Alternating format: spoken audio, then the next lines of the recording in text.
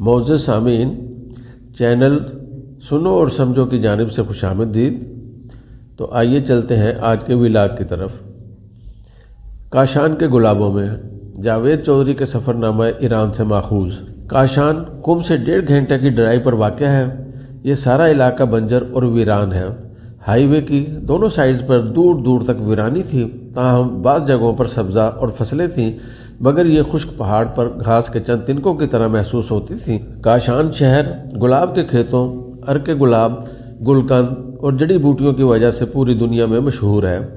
شہر میں جگہ جگہ ارکے گلاب کی بھٹیاں اور پنسار خانے ہیں۔ دکانوں کے سامنے بھی ارکے گلاب کشید ہو رہا تھا۔ اپریل کے مہینے میں کاشان کے گلاب کھلتے ہیں، لہذا مسافات میں دور دور تک گلاب دکھائی دیتے ہیں۔ ہم مارچ کے شروع میں کاشان میں داخل ہوئے تھے، اس لیے گلاب کے کھیتوں اور مہک سے محروم رہے، مگر اس کے باوجود شہر میں گلاب کا احساس موجود تھا۔ شاید یہ صدیوں تک گلاب کی ہمسائیگی کا نتیجہ تھا کہ فضا میں گلاب کی مہک نے مستقل ٹھکانہ بنا لیا تھا، یا پھر یہ نفسیاتی اثر تھا، لیکن ہمیں شہر کی فضا میں ایک کھلا پن اور فرد کا احساس ہوا۔ کاشان کی قدیم فصیل برقرار ہے اور شہر کا قدیم حصہ اس دیوار کے اندر آباد ہے۔ ایران میں روایت تھی، لوگ گھروں کو باہر سے آمسا رکھتے تھے۔ آپ کسی بھی گلی میں داخل ہو جائیں، آپ امیر اور غریب کے گھر میں تمیز نہیں کر سکیں گے۔ آپ کو دونوں گھر ایک جیسے محسوس ہوں گے، لیکن آپ جو ہی ڈیوڑی کراس کریں گے، آپ نئی دنیا میں آ جائیں گے۔ ایرانی گھر اندر سے مکمل محل یا حویلی ہوتے ہیں۔ ہم کاشان میں ایک ایسی ہی حویلی میں رہے۔ یہ 48 کمروں کا بوتیک ہوٹل تھا۔ ہوٹل کی مالکن آرکیٹیکٹ تھی۔ یہ اس کی نانی کا گھر تھا جو اسے ترکے میں ملا اور اس نے اسے رینوویٹ کر کے ہوٹل میں تبدیل کر دیا۔ وہ باہر سے صرف ایک گیٹ محسوس ہوتا تھا، لیکن ہم جو ہی اندر داخل ہوئے، ہم پر حیرت ایٹم بم کی طرح گری۔ وہ گھر پورا محل تھا اور انتہائی خوبصورت تھا۔ ایران کے قدیم گھر 4 حصوں میں تقسیم ہوتے تھے۔ بیرونی حصہ مردانہ کہلاتا تھا، جس میں مرد اور مہمان ٹھہرتے تھے، یہ بیرون کہلاتا تھا۔ زنانہ حصے کو اندرون کہا جاتا تھا۔ اہل خانہ گرمیوں میں تہہ خانوں میں شفٹ ہو جاتے تھے، یہ حصہ سرد خانہ کہلاتا تھا، اور یہ بعد گیروں یعنی ہوا کی چمنیوں سے منسلک تھا۔ اور پھر سردیوں کا پورشن ہوتا تھا جو عموماً بالائی منزلوں، صحن یا انگیٹھیوں پر مشتمل ہوتا تھا۔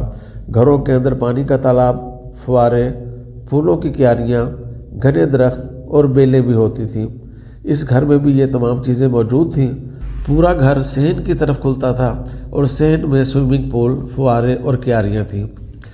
صحن کی 2 سائڈز پر بلند چوکیوں پر سٹنگ سپیس تھی اور ان میں صوفے اور کرسیاں لگی تھیں۔ میں اس ہوٹل سے اتنا متاثر ہوا کہ گھنٹہ بھر اس کی راہداریوں، برآمدوں اور جھروکوں میں پھرتا رہا۔ مجھے یوں محسوس ہوتا تھا جیسے میری روح کا اس گھر سے کوئی کنیکشن ہو اور میں گھوم پھر کر اس کنیکشن کو تازہ کر رہا ہوں۔ اس کے اندرونی پورشن، اندرون میں بھی سوئمنگ پول تھا اور وہ کمرے مرکزی عمارت سے ذرا ہٹ کر تھے۔ پورے گھر کی کھڑکیوں پر رنگین شیشے لگے تھے اور یہ روشنی میں بہت بھلے لگ رہے تھے۔ ہم شام کے وقت صحن میں بیٹھ گئے اور ہمیں یوں محسوس ہونے لگا جیسے ہم صدیوں پیچھے چلے گئے ہیں۔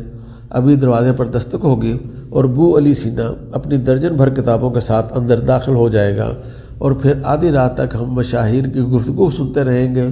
ہوٹل مالکن کا چھوٹا بیٹا چلا رہا تھا اور اس میں ایرانیوں کا روایتی اکھڑ پن اور تکبر تھا۔ ہم نے اگلے دن کاشان کو ڈسکور کرنا شروع کیا۔ پرانے محلے میں چند پرانی حویلیاں میوزیم بن چکی ہیں، ان میں طباطبائی حویلی بھی شامل ہے۔ یہ جعفر طباطبائی کا گھر تھا جو اس زمانے میں کاشان کا سب سے بڑا قالین فروش تھا۔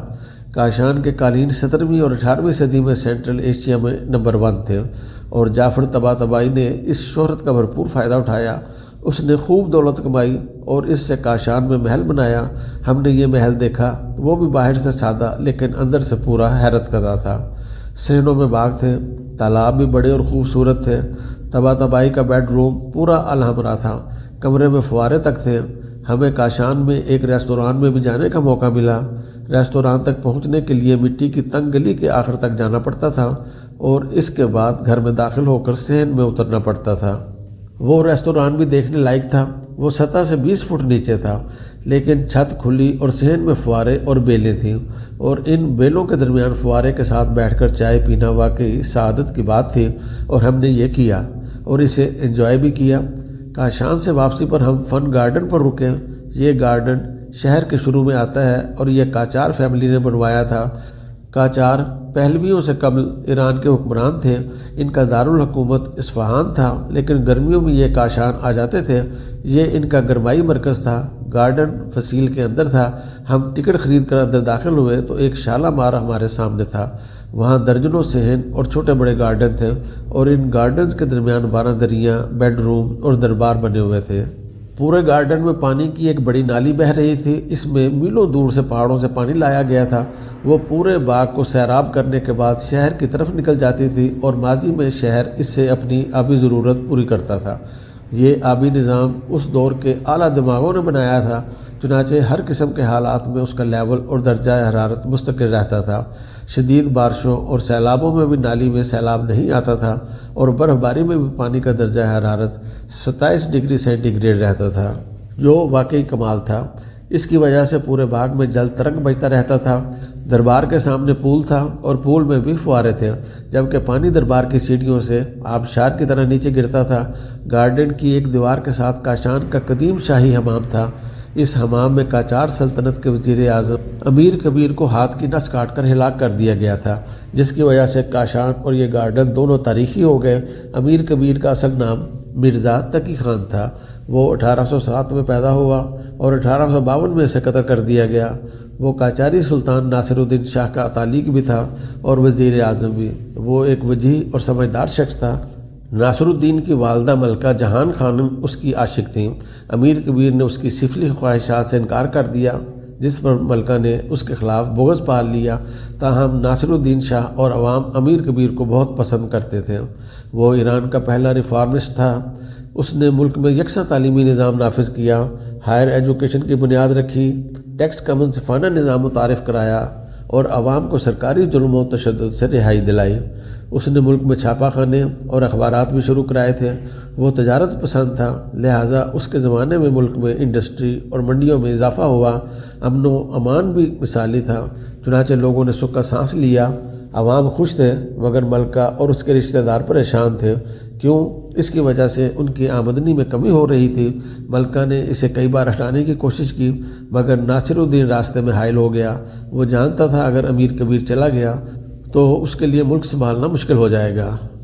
لیکن جب سازشیں بڑھ گئیں تو اس نے اپنی 16 سالہ ہمشیرہ کی شادی امیر کبیر سے کر دی۔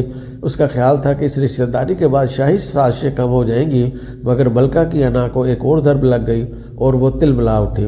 بہرحال قصہ مختصر، ایک رات جب ناصر الدین شاہ نشے میں دھت تو اس کی ایک بیوی نے دھوکے سے اس سے امیر کبیر کی سزائے موت کا آرڈر لے لیا۔ امیر کبیر اس وقت کاشان کے اس محل میں اپنی چھوٹی بیگم کے ساتھ چھٹیاں منا رہا تھا۔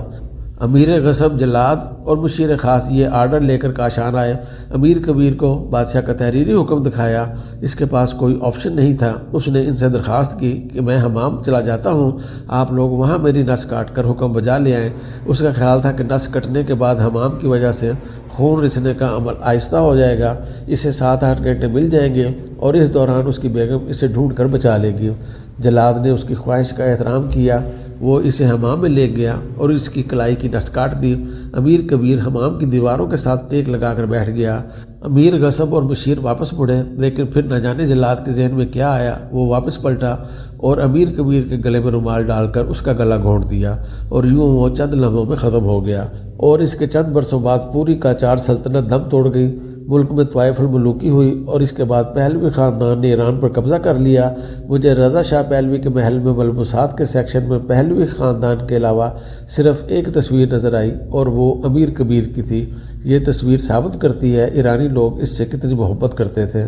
ہم حمام میں اس جگہ بھی گئے جہاں امیر کبیر نے آخری سانسیں لی تھیں۔ نیلی ٹائلوں اور سفید چھت والی اس عمارت میں اداسی آج بھی نوحہ گر تھی۔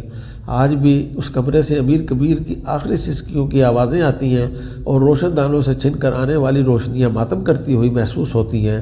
میں نے لمبی سانس لی اور کاشان سے اصفہان کی طرف روانہ ہو گیا، اس اصفہان کی طرف جسے نصف جہان کہا جاتا تھا، جو کبھی اس کرۂ ارض کی آدھی دنیا ہوتا تھا۔